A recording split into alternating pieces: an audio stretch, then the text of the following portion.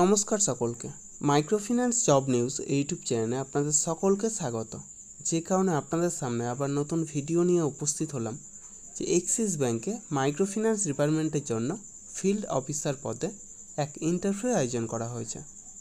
যারা মাইক্রোফিন্যান্স সেক্টরের ফ্রেশার অর্থাৎ যারা কোনোদিনও মাইক্রোফিন্যান্স সেক্টরে কাজ করেননি অথবা অন্য কোনো ফিনান্সিয়াল সেক্টরে অন্তত 1 বছর বা তার বেশি সময় ধরে কাজ করছেন, উভয়ে এই ইন্টারভিউয়ে অংশ নিতে পারেন।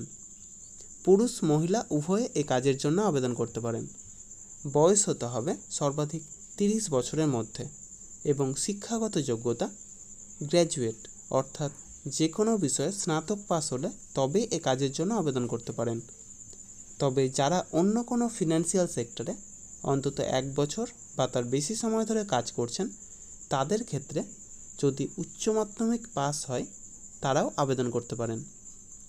এই কাজের জন্য বেতন নির্ধারণ করা হয়েছে ফ্রেশারদের ক্ষেত্রে সর্বাধিক 13,000 টাকা পর্যন্ত এবং যারা অভিজ্ঞ অর্থাৎ অন্য কোনো ফিনান্সিয়াল সেক্টরে অন্তত 1 বছর বা তার বেশি সময় ধরে কাজ করছেন, তাদের ক্ষেত্রে সর্বাধিক 20,000 টাকা পর্যন্ত এবং সেই সাথে প্রচুর পরিমাণে incentive, PF, ESI, mediclaim, travel allowance সহ যাবতীয় সুযোগ সুবিধা রয়েছে। যে ব্রাঞ্চে এই ইন্টারভিউ অনুষ্ঠিত হবে সেই ব্রাঞ্চের অ্যাড্রেস এবং কন্ট্যাক্ট নম্বর ভিডিওর ডেসক্রিপশন বক্সে এবং ফার্স্ট কমেন্ট বক্সে উল্লেখ করা হবে। আপনারা অবশ্যই কন্ট্যাক্ট করে তারপরেই সেখানে যাবেন।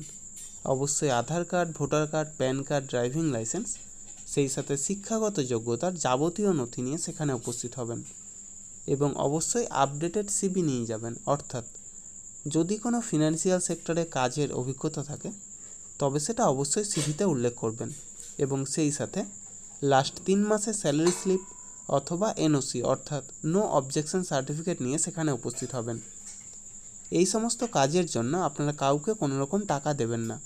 যাবতীয় ডকুমেন্টস নিয়ে আপনারা নিজেরাই সেখানে যাবেন, ইন্টারভিউ দেবেন, অবশ্যই সিলেক্ট হবেন।